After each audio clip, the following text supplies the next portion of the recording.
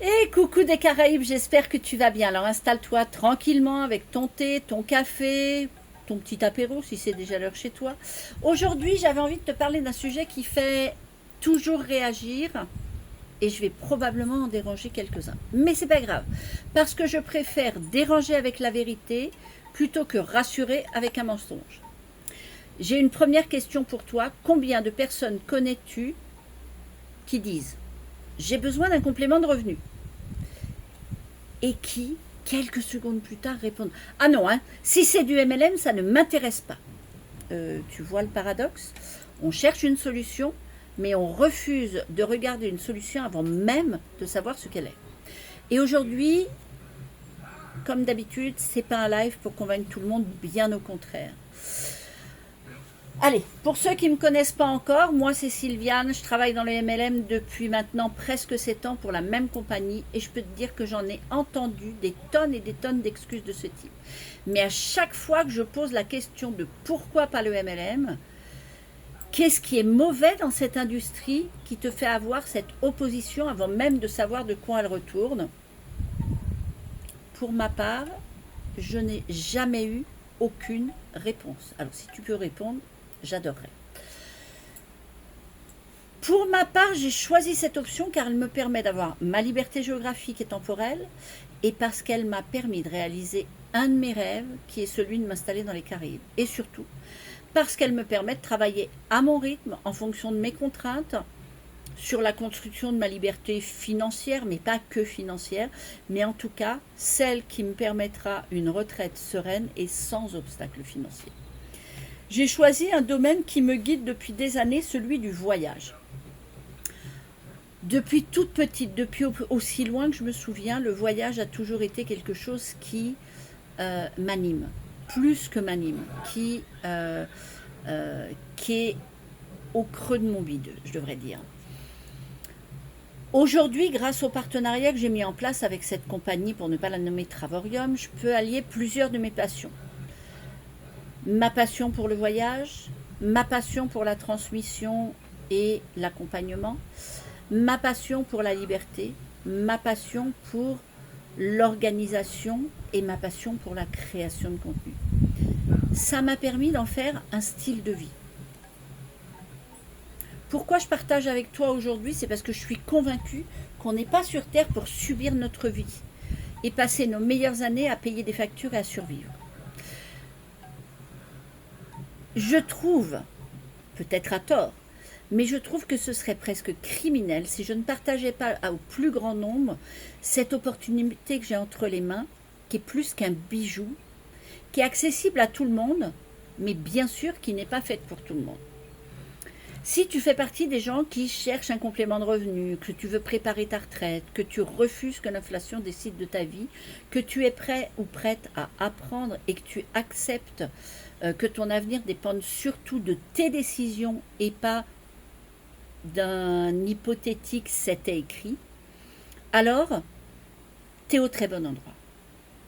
Par contre, si tu cherches l'argent magique, si tu cherches un bouton sur lequel appuyer qui écrit devenir riche, si tu veux gagner sans rien apprendre, et si tu penses surtout que le monde te doit quelque chose,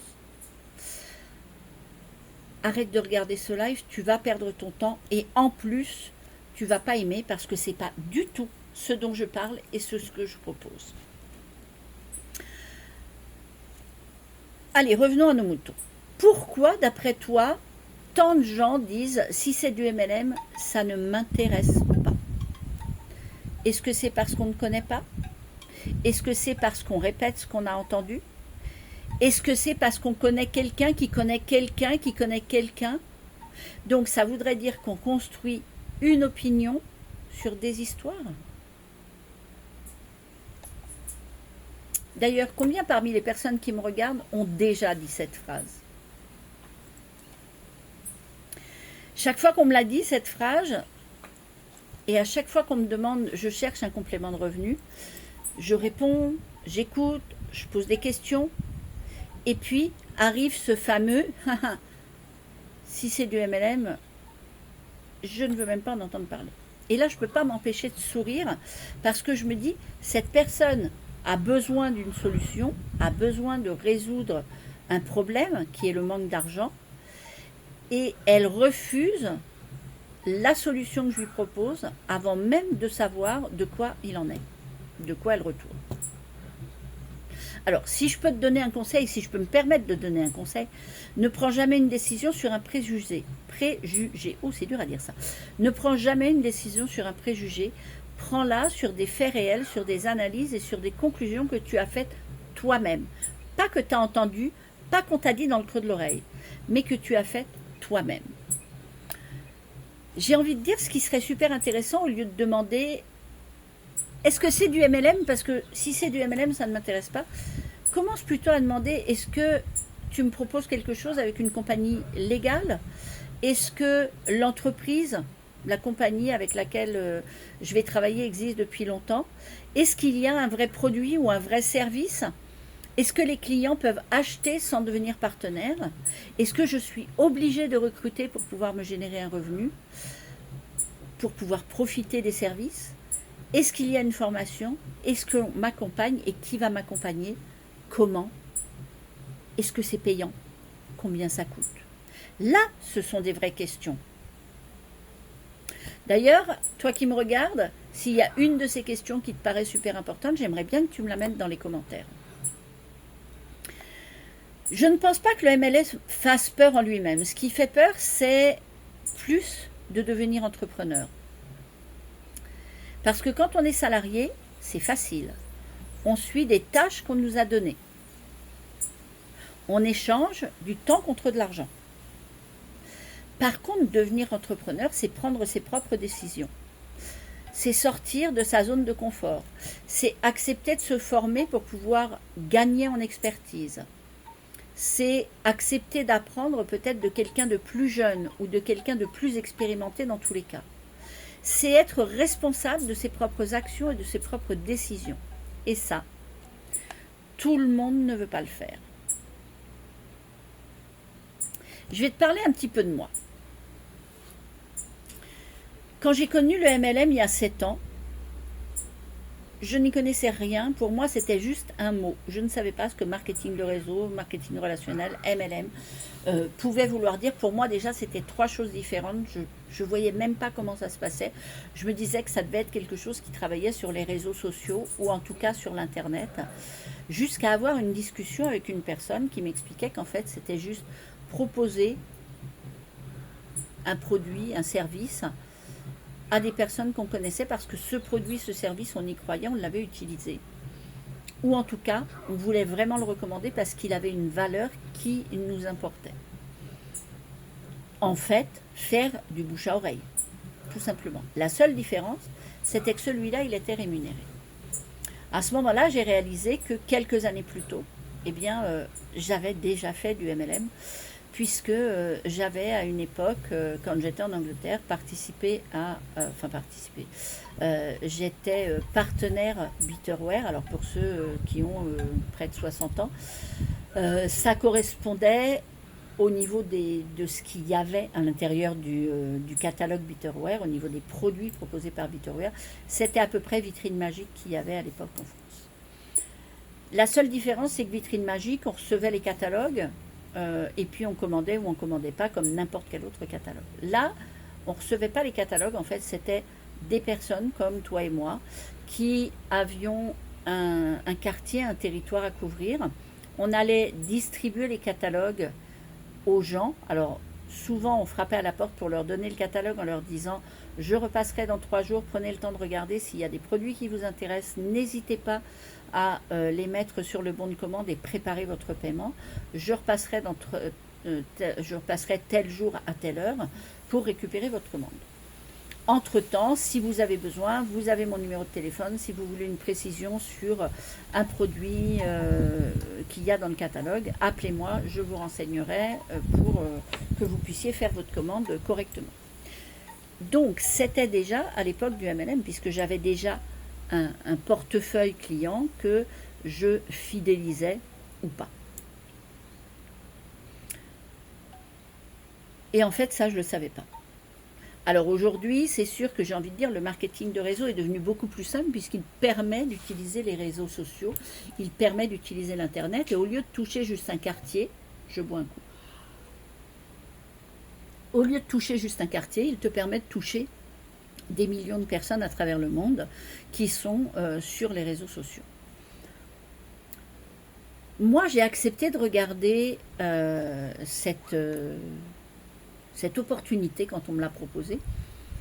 Pas parce qu'elle me permettrait de gagner de l'argent, mais vraiment par rapport au service. Le service qui était proposé par cette société allait me permettre, alors que j'étais justement en fermeture de ma propre entreprise, allait me permettre de pouvoir continuer à voyager malgré ma baisse de pouvoir d'achat.